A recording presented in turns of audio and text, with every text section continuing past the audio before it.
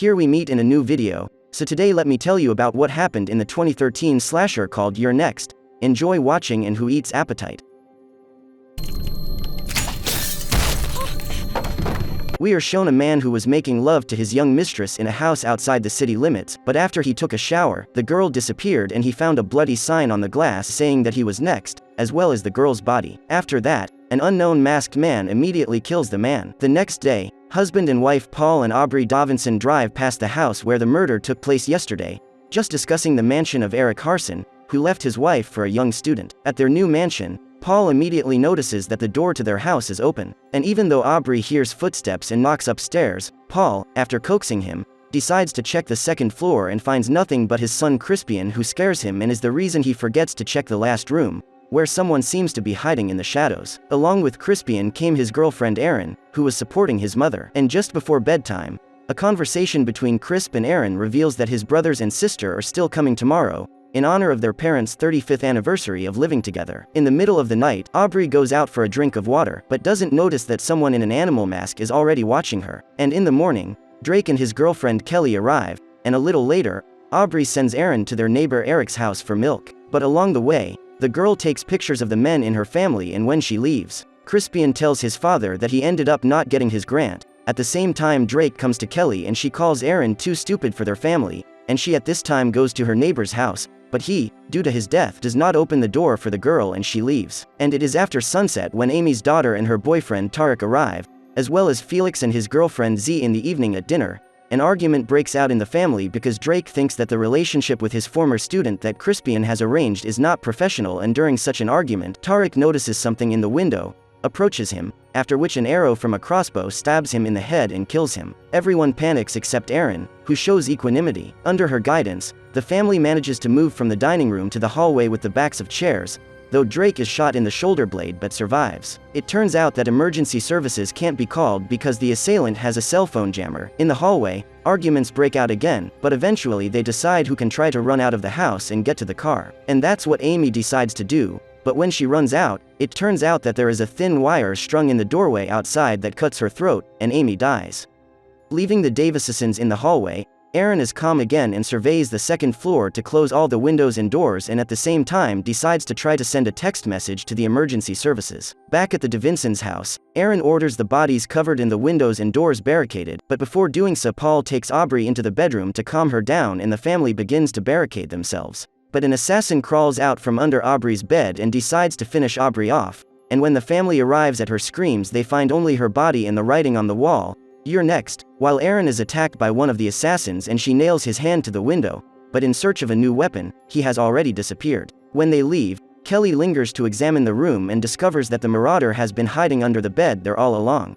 She flees the house in terror, and Drake, who was chasing her, catches an arrow on a fishing line and decides to pull the arrow out, after which he passes out, and Kelly runs into the house where the man and his mistress were killed, and there Kelly dies, and we finally get a clearer look at the murderer. Meanwhile, Crispian, after biding his time, leaves the house and discovers that the engines in their cars are broken, so he returns and tells his family, after which he decides to go after Kelly in hopes of finding help. Erin thinks one of the killers is still here, so she offers to drag Drake somewhere else. That's when Kelly's corpse flies in through the dining room window, followed by one of the marauders. Erin, who is in the dining room at this point, armed with kitchen utensils, kills him by smashing his head in with a meat hammer and asks Felix and Z why they didn't help her, but they thought she could handle herself, and also in identifying him, they saw him for the first time. Felix then goes upstairs to get his father, and Erin goes to the basement to turn on the lights in the house, which have recently been turned off. At this time, Paul, who is exploring the top floor, goes into one of the wall closets and realizes that one of the looters was hiding in the house before they got here and was following them afterwards.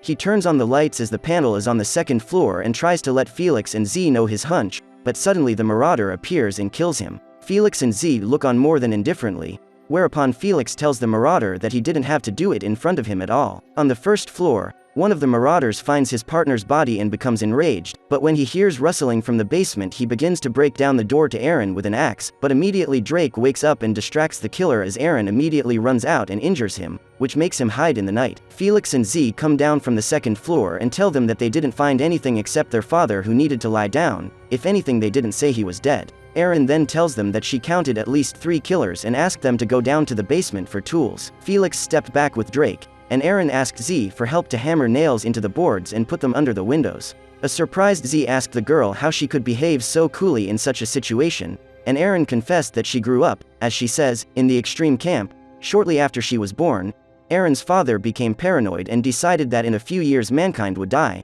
having used up its life resources. Finding like-minded people, he set up with them a kind of sectarian outdoor camp, where Aaron lived until she was 15. Meanwhile, our good-natured Felix kills his own brother in the basement, rewarding him with several knives to the chest. Z also tried to kill Aaron, but she turned around in time. The girl went to the second floor and Z opened the door through which the killer came in and attacked Aaron, but she managed to jump out the window. After that she rushed out and ran into a man in the woods whom she managed to wound, but he was not happy to meet her, so he fired several arrows at her and the girl returned to the house, then hid behind a curtain. The assassin sees their traps, but Aaron's double trap works and Felix sends another assassin to see what the screams are coming from the first floor, while he refuses to make love to Z and the disgruntled woman decides to try on his mother's ring. The murderer threatens Felix for the death of his brother, whom Aaron killed, and she in turn overhears the traitor talking about the sum of $500,000 for his share and his brother. After they finally finish the job, her partner tells her they're almost done, but then she hears a text message on Aaron's phone telling her that the 911 call has been answered.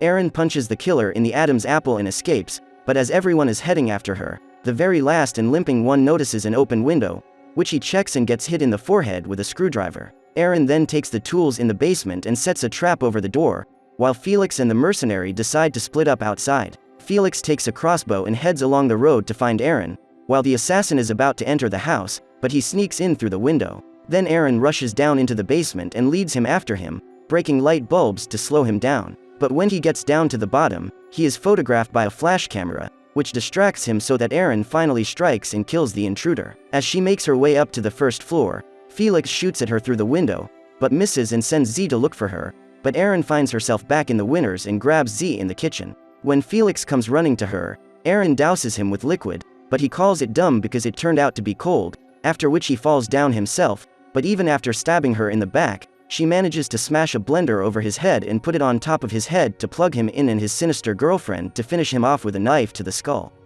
But no sooner does she relax than a call comes in on Felix's phone from her boyfriend Crispian, who apologizes for not being able to help him, because he is a pacifist. But Aaron doesn't say a word, so Crispian climbs in through the window. He meets Aaron, who confesses that she has killed all his partners, and he, in his turn, says that the plan was for Aaron to survive so they at last start to live normally, promising to give her $500,000 for her labor, or she will tell everything and he will go to jail. But the girl does not forgive him and kills him, and after that a policeman shoots her, mistaking her for the killer. After he calls an ambulance, the girl wakes up and he walks through the front door and stumbles into that very trap.